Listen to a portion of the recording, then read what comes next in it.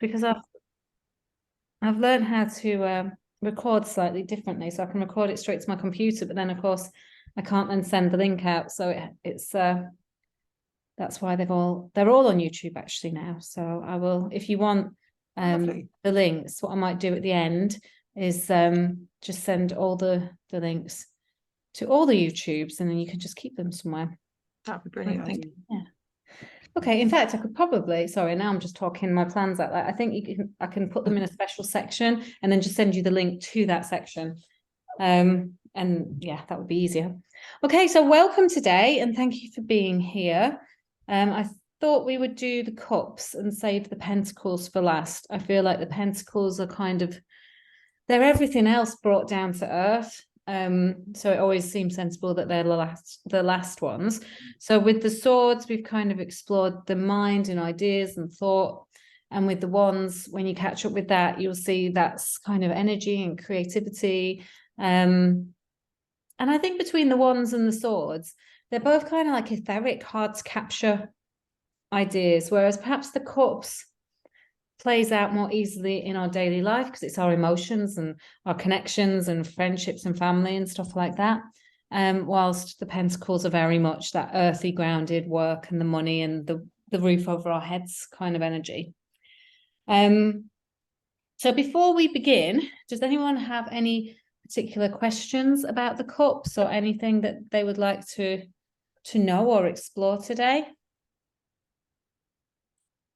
Can't think of anything. No, I'm sure something will come up as you talk. Yeah, as I go along, just feel free to kind of either pop a question in the chat or whenever I pause, just kind of chew on a question in if you have one. So I would definitely say let's all get our cups out. Yeah. And we'll have a little play and then we'll do meditation as well. But I think it's quite nice if you have them out, or you can get them out, is just to put them all out kind of in front of you and just have a general look at what the energy is. Have a feel of what cards you like and what cards perhaps you don't like. And what we might do is, once you've got them all out in front of you, is if you choose one that you do like, that you really, enjoy and love, and then one that you perhaps don't feel as comfortable with. Now with the cups, they're not like the swords where there's plenty of difficult cards to pick from, but there are a couple of tricky ones in here. But it might be even one of the ones that other people perceive as being lovely or good that you are not feeling aligned with, because we're all unique. Yeah. I'm feeling drawn to the Eight of Cups. For like or dislike? Like. Mm-hmm. Yeah, that's a nice one. It's about heading off on our adventures, but also leaving behind an awful lot of baggage. Right. Yeah. Queen of Cups for me. Got one you don't like? The one I don't like. I'm not so keen on the Four of Cups. Four of Cups. Yeah. I think I was going to go for Four of Cups as well. It's just a kind of empty feeling. It's like when you're feeling flat, which is basically what the card represents, is that kind of lethargic, don't quite know where to go with this kind of energy. What about you, Gabriella? Which one did you not like? I'm less inclined towards. Funny, I keep going to the Nine of Cups because to me it looks like major disruption and like everything falling away. The Nine of Cups is a tricky one. Yeah, it's the more traditional image to me. It's usually got that guy on who looks kind of quite a large guy, quite red-faced. He looks like he's had too much, too much good times, too much to drink, just like good times that kind of tipped over into, oh God, we're still doing this, But yeah, so I would agree with the Nine of Cups. It's like a party that never ends, but then you start thinking, actually, I've overstayed my own welcome in my circumstances, that kind of thing. There's more to life than partying, isn't there? Yeah. or whatever our vice is, or whatever Yeah. it is that we found ourselves in. Okay. And Becky, which one did you like? Queen of Cups. Queen of Cups, yeah, she's lovely. She's such a powerhouse of kind of witnessing everything, and without necessarily it's like she's already done her deep dives, so she doesn't need to be there all the time, like in the drama of her emotions. But that because of that, she can really hold space for other people. It's felt And quite an herself. uplifting card. Yeah, she's lovely. I think my favorite today is this Ace of Cups, which is just something really pure and innocent about it. Oh yes. I pulled that about a month ago, I think, before Christmas or whenever it was I first got the cards. That's It's the one lovely, I isn't think it? I've got first. Yeah. Yeah, and there's a few in here. I mean, I've got they've got me on the Three of Cups with me and my daughters. Oh yeah. She's lovely, but I just feel pulled to the Ace of Cups today, and the Two of Cups is me and Nikki. But yeah, there's a lot. To be fair, the cups are generally quite a nice. They're softer, but they do. There are some tricky ones in there. As we'll come to. As there are with each suit and each arcana and in the majors as well. And it's that emotional confusion often and dramas and stuff like that. So yes. So let's have a little shuffle, and we'll pull a card just with our cups for each of us now, just to see what our guidance is or where we are at right at this moment.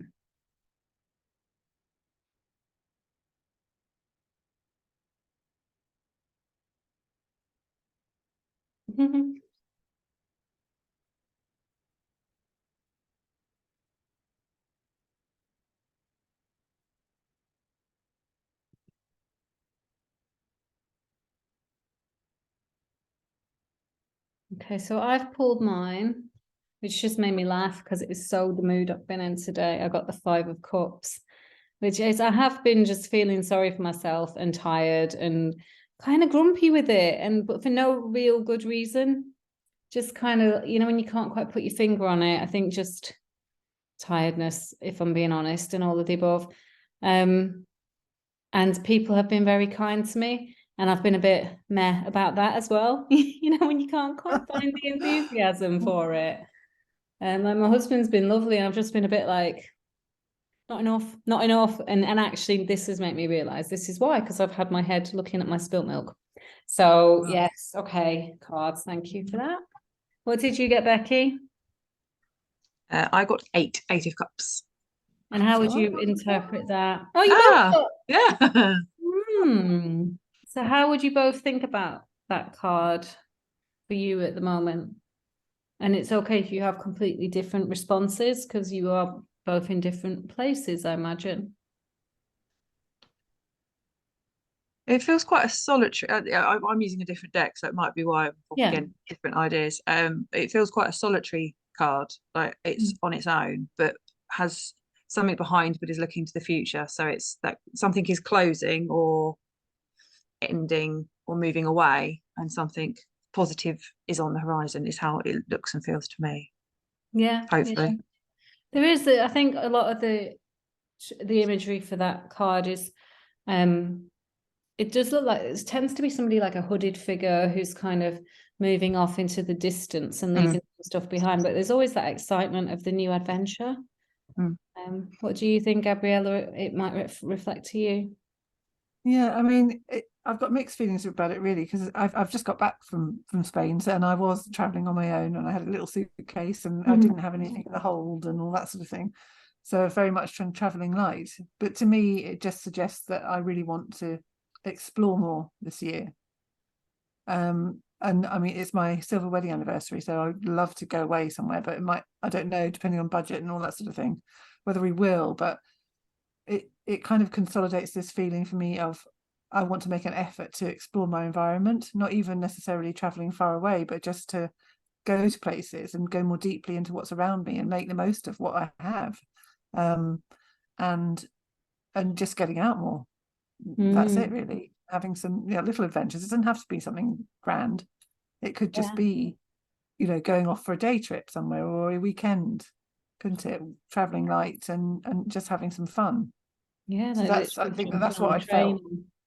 Mm, Yeah, that's yeah. lovely. It's nice. And I think we've all come to appreciate over lockdown and stuff, just getting out can be quite enough sometimes. It doesn't need to be don't need to be all headed off to the Maldives. It's, No. or wherever. It's we can go look at the local National Trust castle or something and And have a cup of learn. tea somewhere different. Yeah. Yeah, so hopefully that's kind of giving you an idea. And because we're looking at the cups, we're looking at emotional fulfillment. So each of you, the guidance there is that when you do these things or pursue these things, that it will be taking you towards some emotional fulfillment and some wisdom that comes from that emotive place. Right. So yeah, with the cups, we're always kind of exploring the feelings. And the fact that travel or leaving a place or going somewhere or, even metaphorically kind of leaving parts of yourself behind can make that space for the emotional needs that need kind of addressing at any moment. Yeah, that's interesting. Okay, so we'll do a little meditation just to get us into the wands energy. So if you put yourselves on mute, and then if you want, you can pop your screens off so you have privacy. And then what I would say is if we just hands over heart, close your eyes, and just in togetherness, we'll just take 3 lovely deep breaths in through the nose and out through the mouth.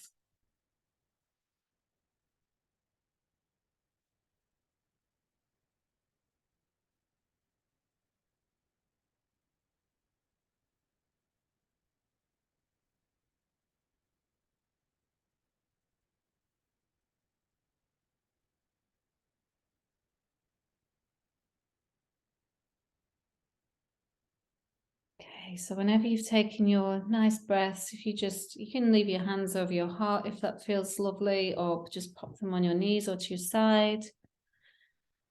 And just moving straight away into a visualization, which is going to bring us into cup energy.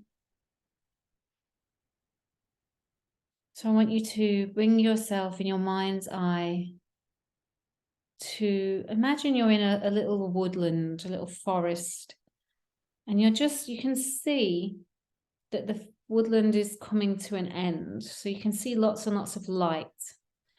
And so you're walking towards this light. And as you move through the last lines of trees, you're coming into a lovely big clearing. And the sun is beaming down into this clearing. And right in the middle of this clearing is a wonderful pond or lake that is just perfectly round and so clear, crystal clear. It just looks absolutely divine, like something otherworldly.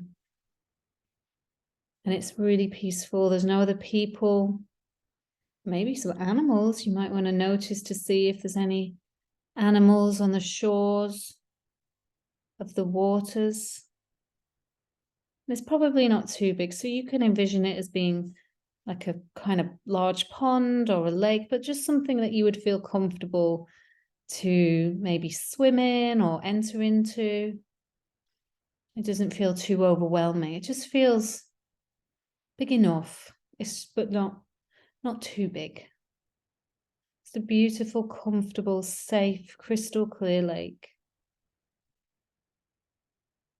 And perhaps as you gaze off at it, you notice some water birds playing, landing on the surface and sending beautiful ripples your way. And none of the birds or the animals seem to be perturbed at all by your arrival. Just feels like a really untouched space.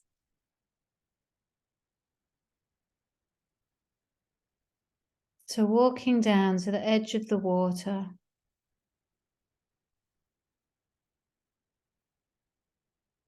And then remembering that you have a backpack on. So taking your backpack off, unzipping it, and inside of the backpack is your 1 cup.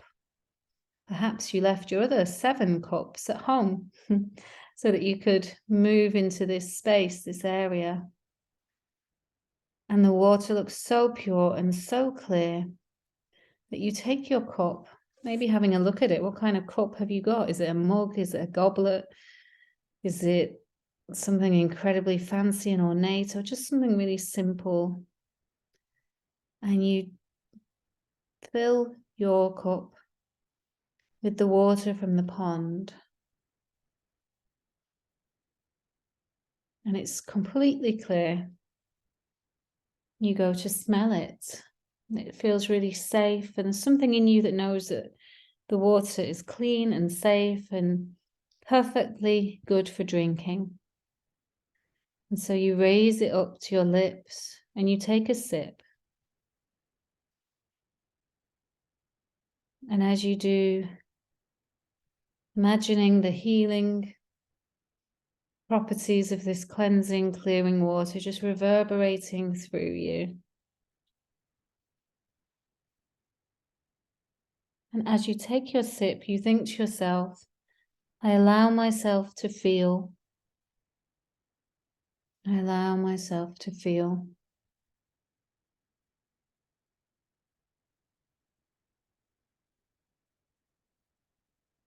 With the next sip, perhaps a slightly bigger gulp, and you allow it to spread through your body, trusting it's invigorating you and energizing you.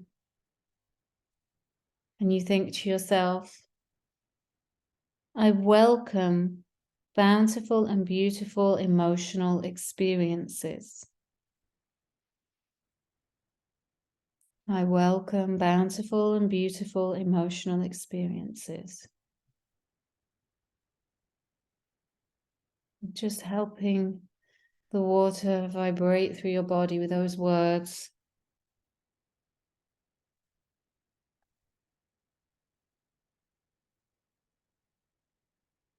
And then refilling your cup if you need to, or otherwise just taking another sip, a third powerful sip,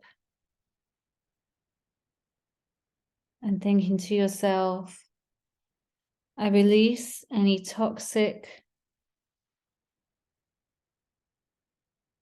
emotions that are limiting me. I release any toxic emotions that are limiting me. And then finishing all the water in your cup.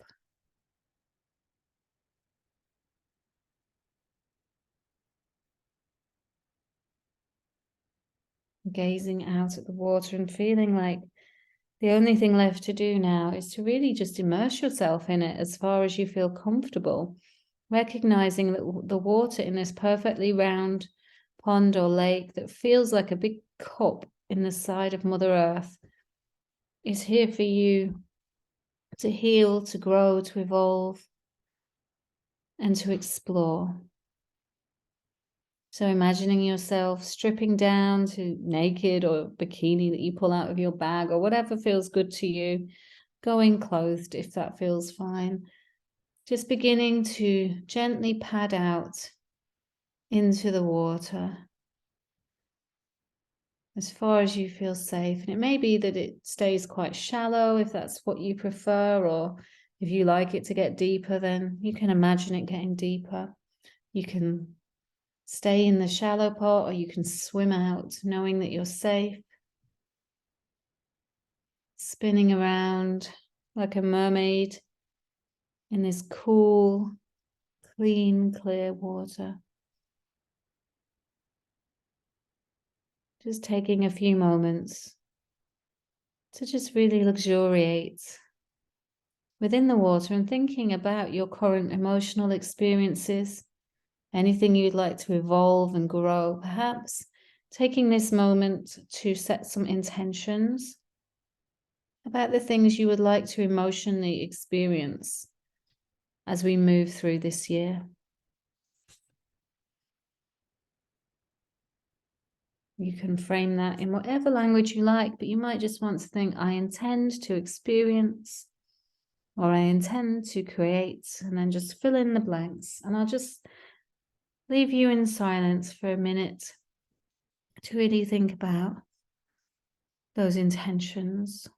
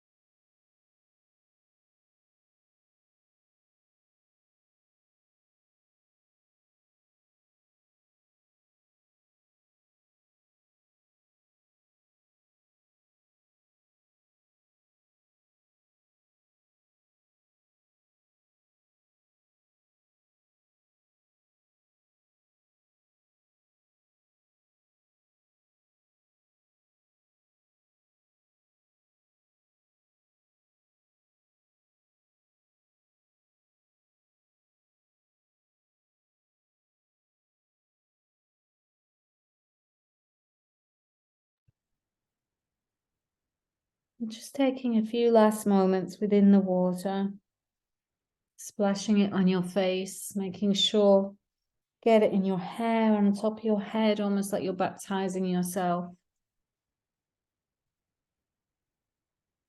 Releasing anything to the waters that's no longer serving you. And setting those beautiful intentions one last time. And then beginning to swim or stride your way back to the edge. Feeling really cleansed. Full of energy, full of new emotional understandings. And opening to emotional understandings moving forward.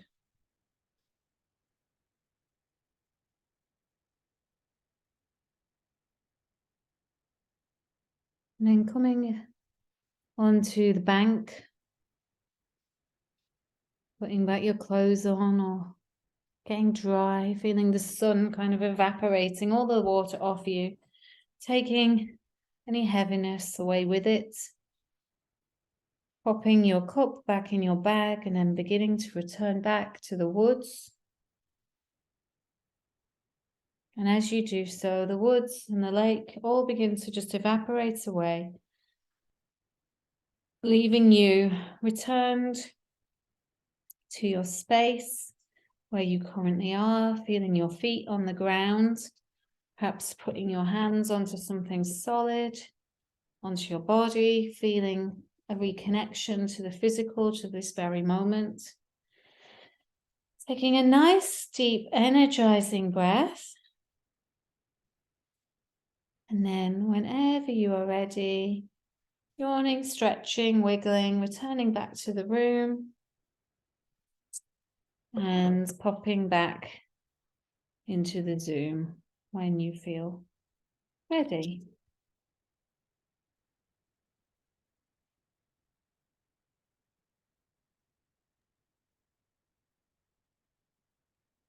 Oh, we have a cat. I know the cat and the dog both decided, the dog's next to me, both decided to, oh, there's a lap there, I can sit on that.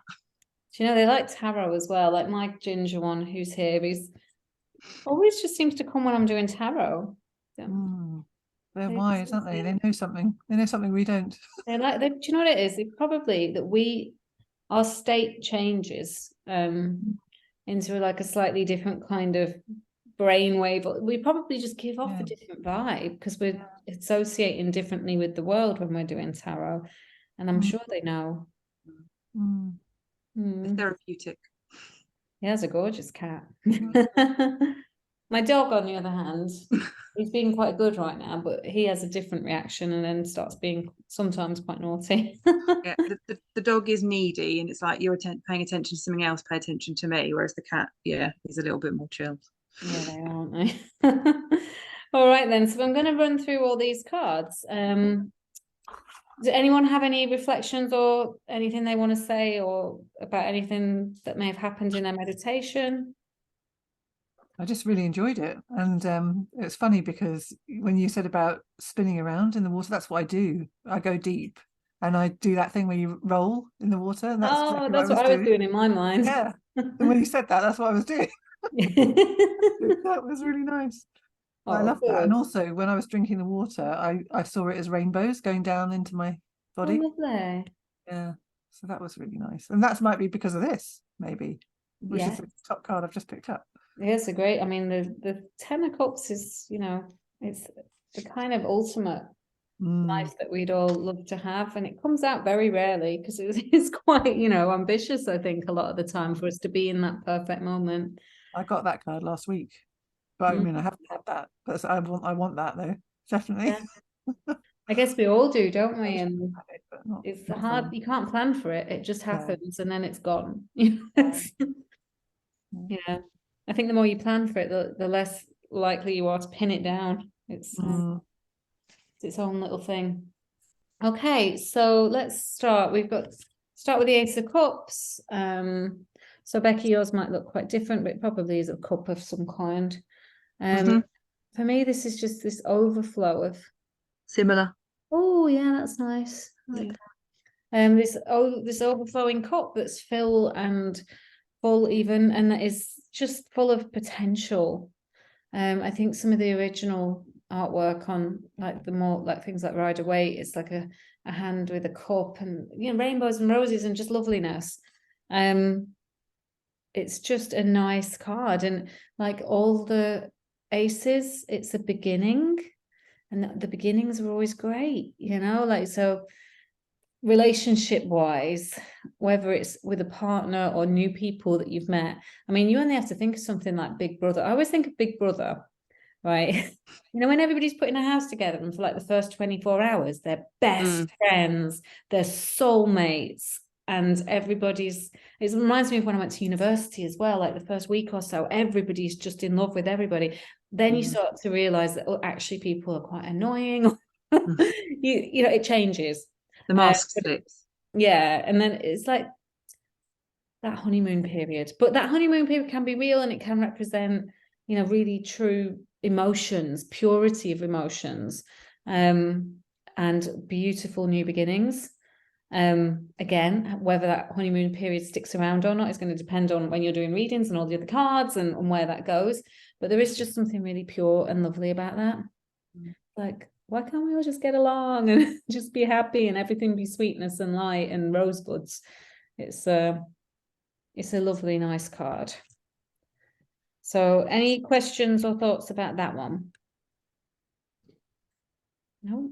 Okay, so then we have the Two of Cups, which is often depicted. It tends to look like a wedding sometimes. Usually a man and a woman, well, pretty much a man and a woman, unless you've got a more alternative deck. But me and Nikki designed this it's me and Nikki. So it's taking it out of that relationship kind of partnership category and actually thinking, how can you define soulmates or people who are working in unity together or your best friends? I think for a lot of people, sometimes their closest relationships in their life are not necessarily with their partner. They might be with friends, colleagues, family members, So I think the Two of Cups is about anybody who is showing up in your life with like really earnest and true support. There's kind of a purity there. And even though you might be quite different characters, that you can depend on them and they can depend on you. And there's an equal footing really there, even if you're completely unique. So I think the Two of Cups it's just that gorgeous card of unity and partnership, but in across all kinds of different things. So it wouldn't, I think sometimes the way tarot was read traditionally is quite limited to a very kind of generic view of what life should be, like kind of let's all get married to men and, you know, kind of ABC, this is all going to pan out in a certain way. But obviously, as we know, life is very different and unique, and there's so many different paths we can take. So that's why you can't really limit a card like that to just, I don't know, marriage or like loving partnership. It should just be any kind of partnership. So that's the Two of Cups. Then we have the Three of Cups. So this is quite a unique take. It's normally three grown women together. I just did it with my daughters because that was who I was mostly hanging out with for the last 10 years. But yeah, to me, the Three of Cups is the connection and community of women coming together to support one another. Which is interesting actually, because I don't think, off the top of my head, I cannot think of another card in the deck where there's men coming together in that same way, which I'm going to have to give, that's the first time that's occurred to me. I'm going to have to think about that a little bit more and perhaps ponder why. And maybe there is something quite unique about women doing that. And I guess men could get that card. And if they were in that kind of circumstance with their male friends or across, you know, male and female friends or non-binary friends, you know, then it can reflect all of that. But perhaps there's something innately feminine about good communication, being together, kind of celebrating. And the emotional side of it. Emotional communication is very much associated with women, isn't it? More, not to say men can't, but usually it's easier. I think men need help quite often to get there. I think it's quite rare, and I think sometimes see men on Instagram doing it, but then there's Instagram, like these men's groups and stuff. But I think it takes them a hell of a lot to get to that point. And that's not, it's probably not innate to men. It's probably more innate to our culture that we live in. And I imagine if we were going back thousands of years, it might be very different. But at the minute, that is a very feminine trait, that kind of women coming together. The three of them has got the kind of witchy vibe. It's also a really light, fun card of just like celebration. I mean, some people do put a bit of a spin on this card. I've seen people say that this is a card of like people having affairs. Oh, really? Yeah, and I think that's like a threesome. Or like there's a third partner. I've never gone on with that. I've never liked that view of it, because I think that's just ascribing the card to the fact that firstly you're in a relationship, and then secondly that somebody's cheating. Is maybe that could happen, but I wouldn't see that. To me, that's a card of celebration. So if you ever see that, I would just take it with a pinch of salt. I also think that comes from a kind of woman-hating, weird energy where we're like all stabbing each other in the back, and you know, things aren't right. Therefore, it's probably saying like, if you're not happy with your partner, you should go hang out with your girlfriends, not your husband's having an affair or your partner. But I do see that quite a lot. I've seen it recently as well. I'm just a bit like, yeah, because it's interesting, because you did say before that every card has got, maybe I'm wrong, every card has got another side to it, so it's a positive side and a negative side if you choose to see it, I guess. But yeah, I'm not sure what that would be. I think. Did you say something like that? Did you say something like that? That every card has got a different way of reading it?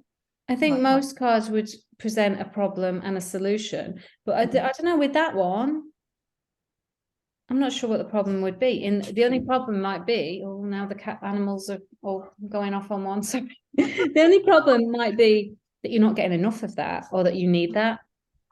That's how I would read it. Right. Okay. Yes, I see. Yes, that's nicer, isn't it, than thinking that you've got to look for a negative, because I don't want to look for a negative. Yeah, I think I think most cards have like a dual meaning, but some of them it's hard to find it in. Yeah. Like, I think with the Ace of Cups, that's another one. It's quite hard to find. Any of the aces, it's quite hard to.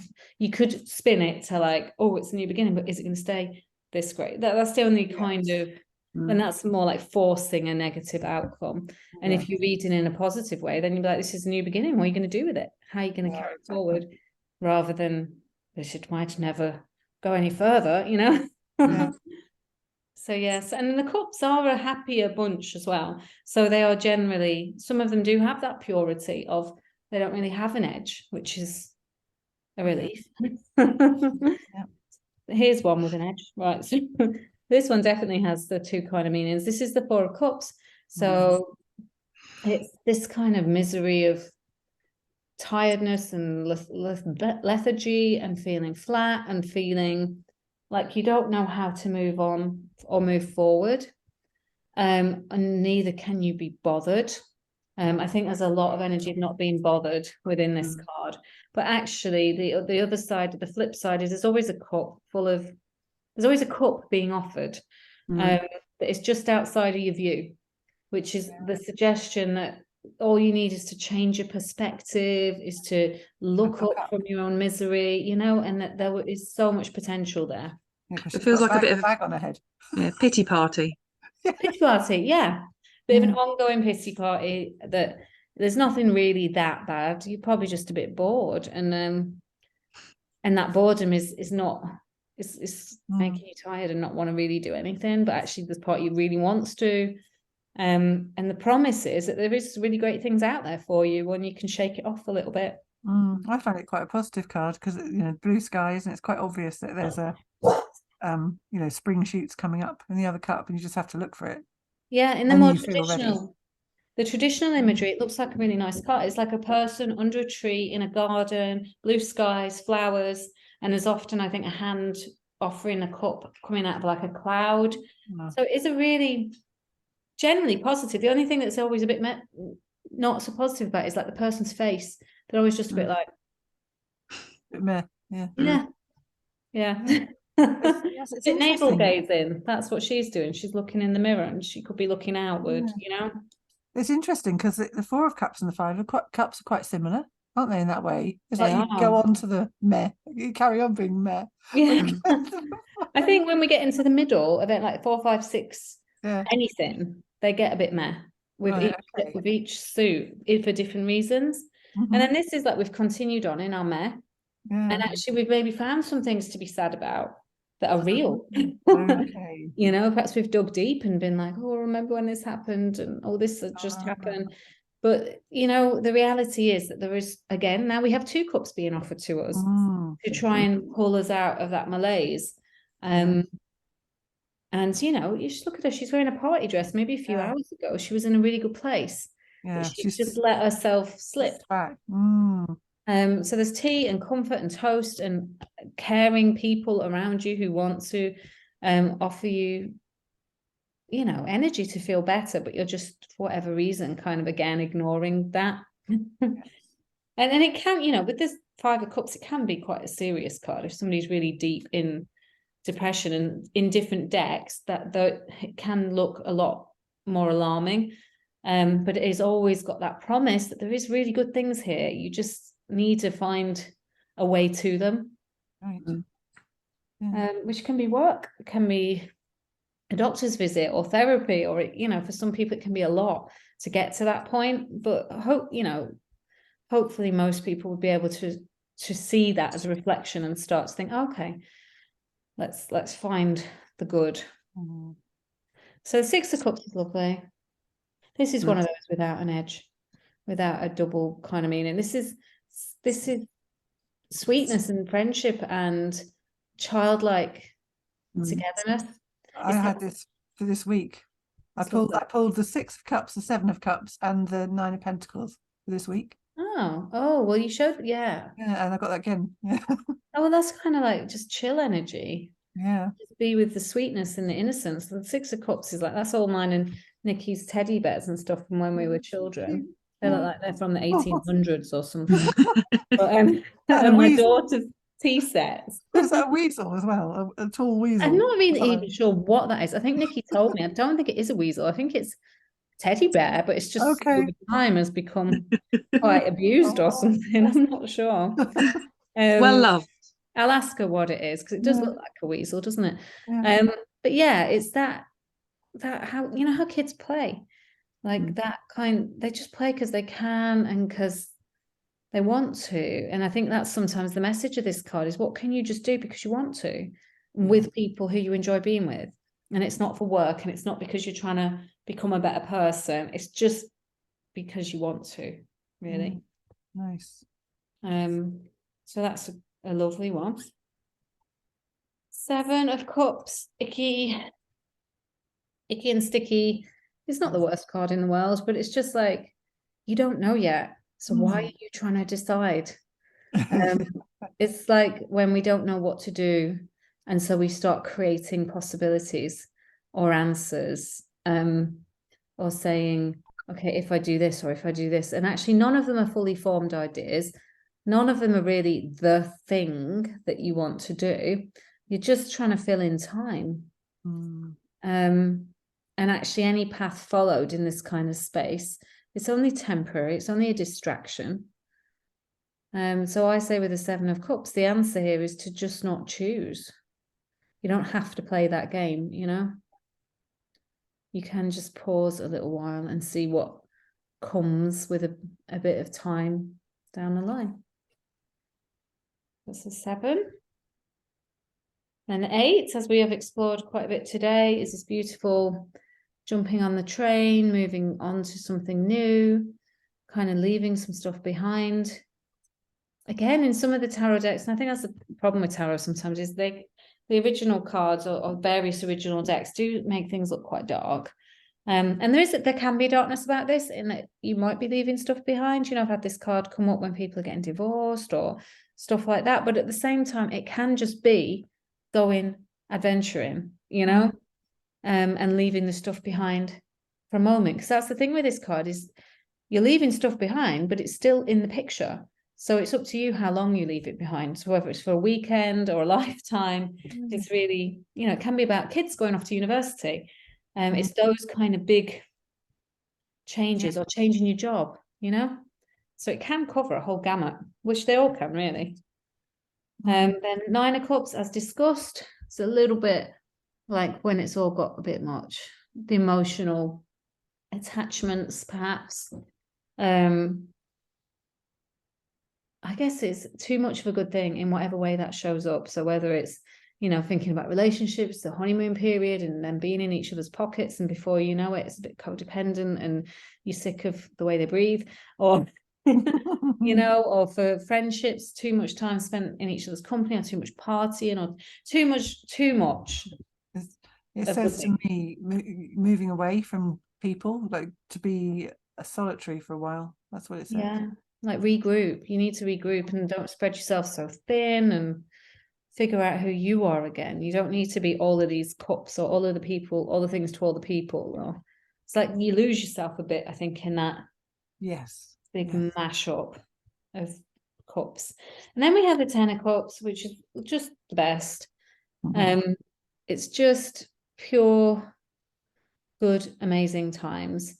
That can, like I said before, are very fleeting and quite rare, and you can't plan for them, but you can intend for them, I suppose. You can want for these things and kind of, you know, manifest them or create them, or try to create them. You know, you can plan a wonderful Christmas dinner with all of your family. How that actually goes in real life is very much beyond you, and if you're lucky, it'll go like this. But it's those, but I think it's those moments that you don't even almost realize they're happening until they've gone. And then you look back and you think, God, that was a good summer, or God, that was a great Christmas. You know, perhaps people who were there, who then 6 months down the line are not there anymore, you know, those kind of things. And then you realize the kind of the beauty and the bounty of that moment, you know, really. And I guess when you look back on it as well, you have the slightly rose tinted glasses, and you can think, gosh, yeah. But 10 of Cups is just this gorgeous card of family and connection and friendship. So it's kind of, for me, it's highest life goals. It's why we do everything. Yeah, really. Then we have Page of Cups, which to me is the emotional exploration of self from a fairly like youthful part of ourselves. So we're kind of willing to realize that love and life, relationships, friendship, family are not always what we thought they would be, and then therefore we are setting out to explore what we would like them to be for us, uniquely, and being willing to take any disappointment but still keep our hearts open and still be curious and inquisitive. It's a bit of a passageway, a learning journey about what our emotions are and what other people's emotions are and all of that kind of thing, and then figuring out who we are and how we express ourselves in a way that honors our own emotions. Then we have the Knight of Cups, which I loved writing this card because the Knight of Cups is often traditionally seen as kind of a bit of a player, a bit of a, like, you know, kind of the handsome, charming, flirtatious dude who steals your heart and then refuses to commit. But I just thought, no, I'm not going down that line of thinking. Like, why can't, if this card is us, why can't we just be playful and curious and not commit and be free with our emotions? I'm not saying we should, you know, not just whatever is good, actually do whatever you want, as long as you're not hurting anyone. Why? I think like sometimes the tarot have got a lot of judgment imbued within them. Like if that Knight of Cups is acting on his instincts and he's not harming anyone and he's being quite loving and he's having interesting experiences with different people, why is it so bad? Do you know what I mean? I think so. I've tried to put that energy into it and for us to take ownership of that energy in ourselves, so that the Knight of Cups is not some dude who broke our hearts. It's our willingness to explore our spiritual terrain, really, uncommittedly, you know? Yeah. I'm trying to work out what Nikki's got in her hands. She's got a cup in It's coloured a cup cup. full of pom-poms. Yeah, what about the other hand? It's a That's the thing. teapot. That's a teapot, is it? Okay. Yeah, it's a teapot with a tea cozy on it. With a Oh, little is rabbit it face. little cat face or bear face? Yeah. It's like a rabbit because it's got the little Yeah. ears. But Fun it's times. it's Yeah. like that innocence and sweetness, and Yes. like it's only because we feel like we should all commit to our emotional things, you know, whether it's a relationship or friendship or what, I don't know, there's just something that's just much more loose and liberal about it, but it's still coming from a place of love. And if it's coming from love, then hopefully there's a slight wisdom there that won't be going around breaking everybody's hearts, you know? Yes. Yes. So yeah, I like our version of the Knight of Cups anyway.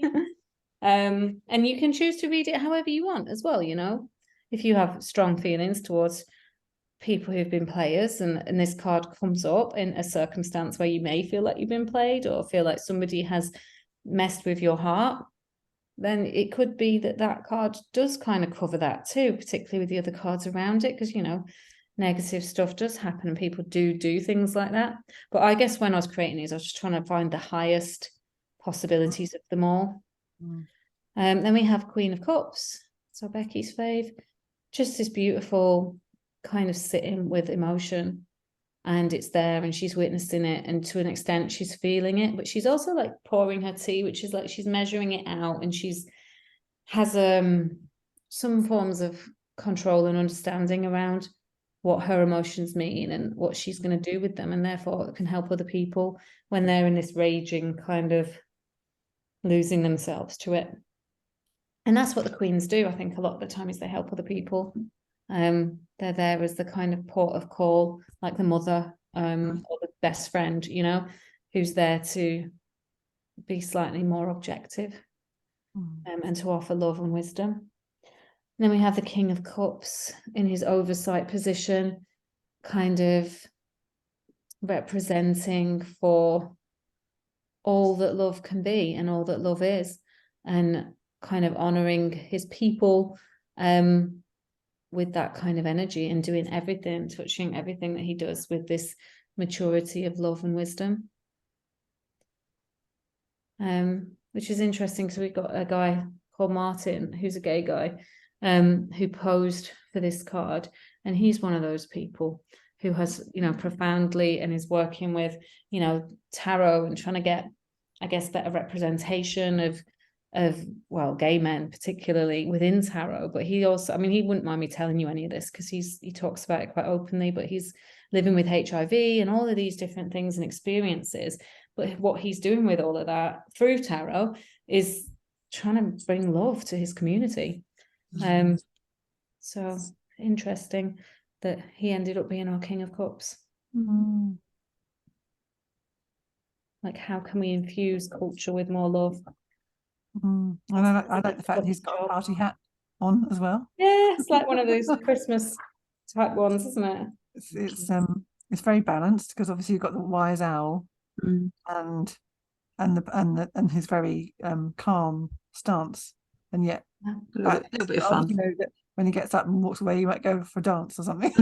Yeah, it's like he's not taking himself that serious. Yeah, as well, which is quite nice. And when I painted him in my deck, Cosmic Mother, he kind of had a bit, I think that's where Nikki got it from. He looked like he had like a skewiff kind of party hat and a glass of champagne, and yeah, that kind of fun energy, the fun energy of love, and infusing it into everything that they come into. Lovely.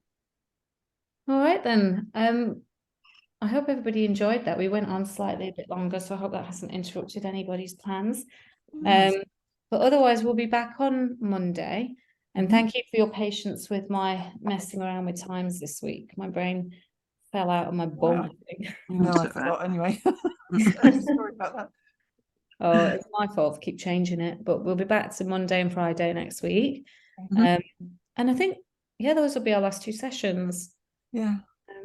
So that'll be Pentacles and then let's play with tarot. Look forward to that. Be fun. All right then. Thank you for Thanks, being Alice. here. And I'll see you Thank soon. you. Have a good weekend. Next week. Bye. Bye.